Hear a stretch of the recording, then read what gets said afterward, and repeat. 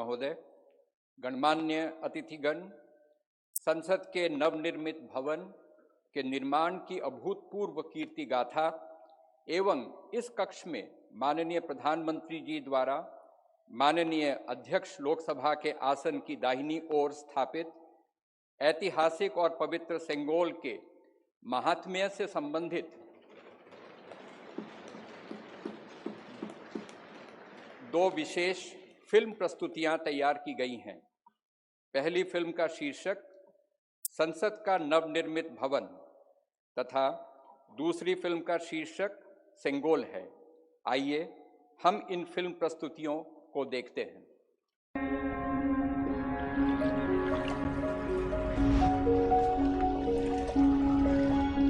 भारत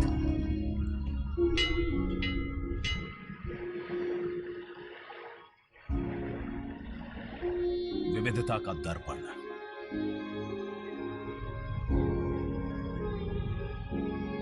एकता की मूरत और लोकतंत्र की जननी।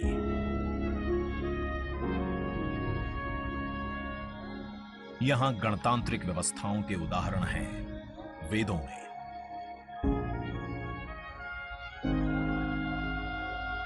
वैशाली की गण परिषद के उत्कोचों में, आचार्य चाणक्य के अर्थशास्त्र में, उत्तरा मेरूर के शिलालेखों में वर्णित चोल साम्राज्य की पंचायत व्यवस्था में, उनकी गणम और वार्यम व्यवस्था में, भगवान बसवेश्वर की अनुभव मंटपम की धारणा में। गण, सभा, गणपति, समिति, लोकपाल जैसे शब्द भारत में हजारों साल से अस्तित्व रखते हैं। स्वरूप बदलता रहा, संस्कार नहीं। बदलते समय के साथ भारत बना विश्व का सबसे विशाल लोकतंत्र, जिसका साक्षी बना हमारा संसद भवन। करीब एक शताब्दी पहले 1927 में औपनिवेशिक हितों के लिए यह काउंसिल हाउस बना। देश आजाद हुआ, ये भारत की संसद बनी। यहीं पर हमारा संविधान रचा गया। आज यहीं से लोकसभा के 545 और राज्यसभा के 245 सदस्य भारत के नागरिकों का प्रतिनिधित्व करते हैं। विचार विमर्श की तंदुरुस्त प्रक्रिया से देश को दिशा दिखाती है ये गोल आकार संसद। इतिहास की कई अभूतपूर्व उपलब्धियों का साक्षी संसद भवन। समय के साथ यहां पर्याप्त जगह और सुविधाओं का अभाव होने लगा था। आधुनिक तकनीक का क्रियान्वयन चुनौतीपूर्ण हो रहा था। ऐसे में विगत कई दशकों से कई सरकारों ने नए भवन की आवश्यकता को महसूस किया, पर इसे साकार करने का साहस किया गया माननीय प्रधानमंत्री नरेंद्र मोदी के नेतृत्व में। और 10 दिसंबर 2020 को संसद के नवनिर्मित भवन की आधारशिला रखी गई। 2.5 वर्ष से भी कम समय में 65,000 वर्ग मीटर में फैले इस भवन का लगभग 60,000 श्रमवीरों द्वारा 23 लाख मानव दिवस से भी अधिक सृजित रोजगार से निर्माण कार्य पूरा किया गया, जो अपने आप में कीर्तिमान है। भारतीयों द्वारा भारतीयता के विचार से ओतप्रोत भारत के संसद भवन के निर्माण का शुभारंभ हमारी लोकतांत्रिक परंपराओं के सबसे अहम पड़ाव में से एक है। नए भारत के हर नागरिक की आकांक्षाओं और उज्जवल भविष्य को समर्पित संसद के नए भवन का निर्माण मौजूदा संसद भवन के प्रांगण में ही किया गया है। आने वाले समय में संसद के नए और मौजूदा भवन एक दूसरे के पूरक होंगे। इस भवन में प्रवेश के 6 द्वार हैं, जो भारतीय सभ्यता के अनुसार प्रकृति को अपनी कृतज्ञता व्यक्त करते हैं। मकर और हंस यानी जल को नमन, शार्दुल और गरुड़ यानी नभ को नमस्कार, अश्व और गज यानी थल को प्रणाम।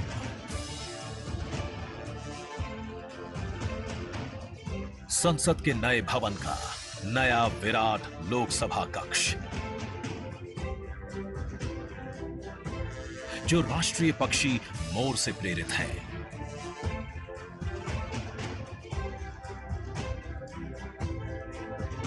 इसका आकार मौजूदा लोकसभा से लगभग 2 गुना बड़ा है।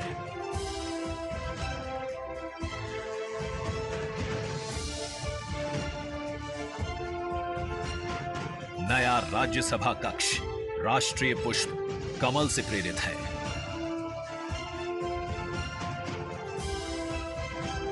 जिसका आकार भी मौजूदा राज्यसभा कक्ष से लगभग 1.5 गुना बड़ा है। ये भवन देश की जनता को समर्पित है।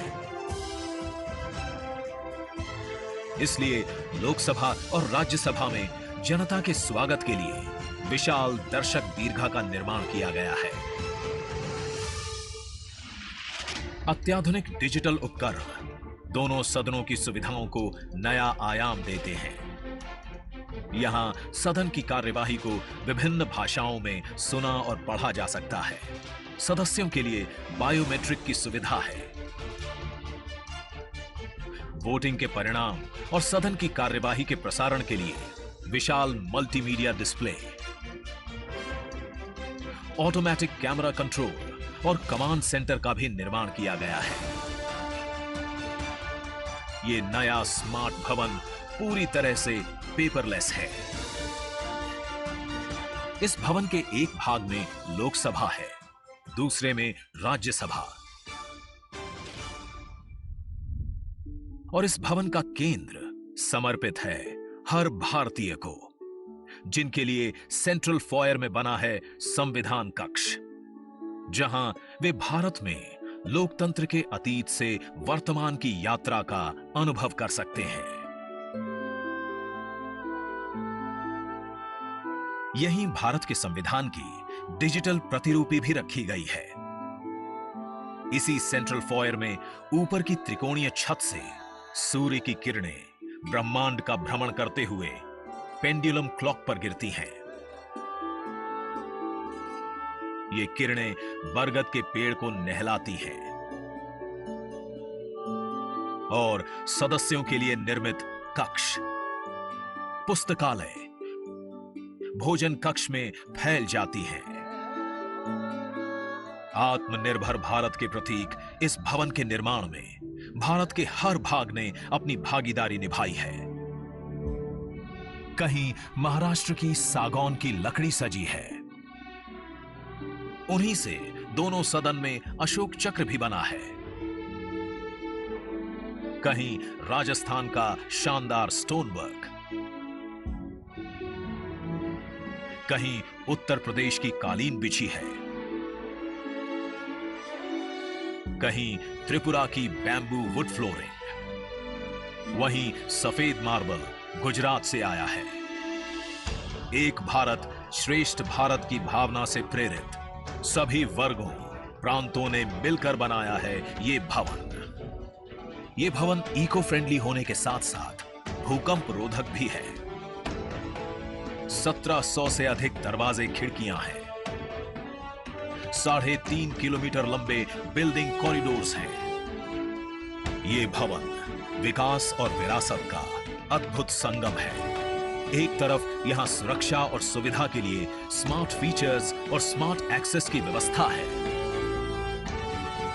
वहीं भारत की प्राचीन कलाओं का अद्भुत एकीकरण भी है। तो नया भवन आत्मनिर्भर भारत के निर्माण का गवाह बनेगा।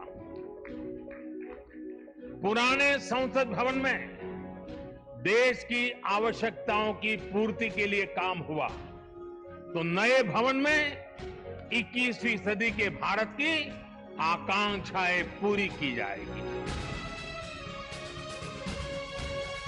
नए भारत के आत्मविश्वास को बढ़ाता, विकसित भारत के संकल्प को गति देता, ये है हम भारतीयों का संसद भवन।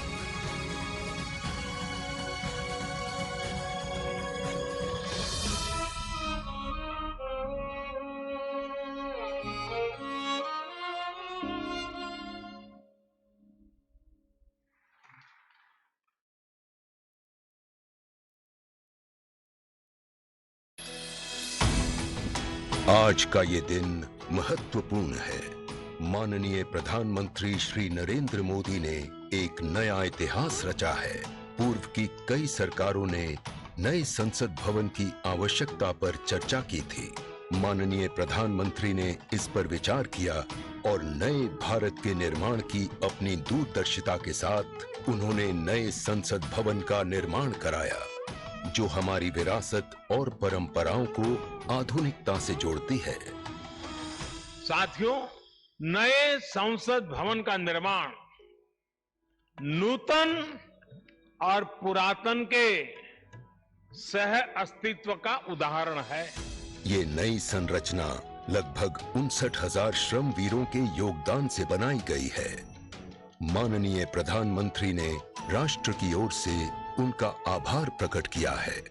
75 वर्ष पहले की स्वतंत्रता की भावना को पुनर्जीवित करते हुए माननीय प्रधानमंत्री ने आज तमिलनाडु के अधीनमों से सेंगोल को स्वीकार किया है। सेंगोल राष्ट्र के लिए न्यायपूर्ण और निष्पक्ष शासन का स्मरण कराता है। सेंगोल तमिल शब्द सेम्मई से लिया गया है, जिसका अर्थ है नीति परायणता। इसके शीर्ष पर न्याय के प्रतीक पवित्र नंदी अपनी अचल दृष्टि में विराजित हैं। ये वही सेंगोल है जिसे श्री जवाहरलाल नेहरू ने 14 अगस्त 1947 की रात को थिरुवावडथुरई आदीनम से एक अनुष्ठान के माध्यम से स्वीकार किया था, जिसका आयोजन भारतीय सभ्यता के अनुसार किया गया था।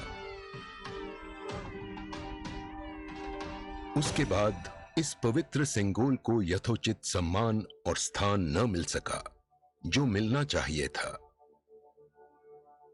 कहानी मुड़ती है तमिलनाडु के कांचीपुरम की ओर, जहां पूजनीय कांची मठ का आसन है।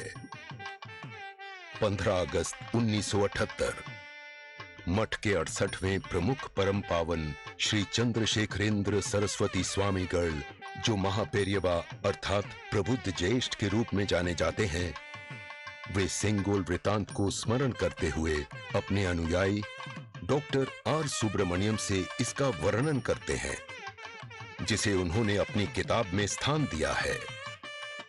महापेरियवा ने बताया कि स्वतंत्रता दिवस के अवसर पर सेंगोल ने एक महत्वपूर्ण भूमिका निभाई थी।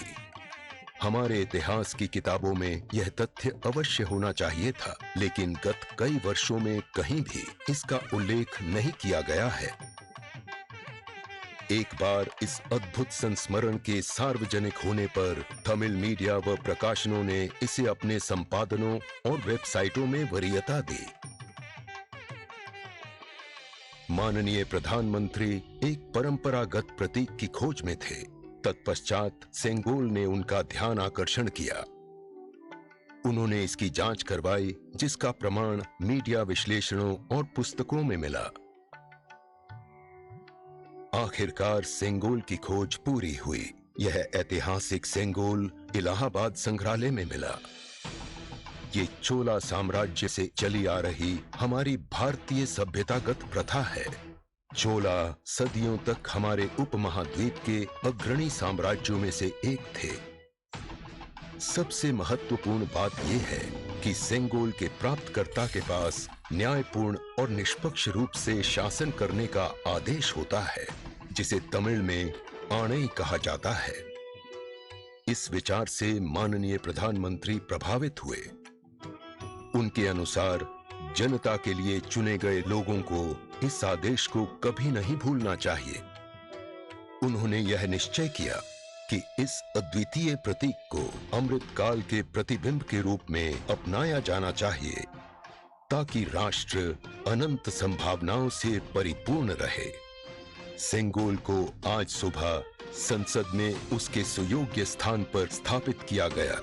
यह सभी के लिए भारत सरकार के न्यायपूर्ण और निष्पक्ष शासन के अटूट संकल्प का स्मरण कराता है।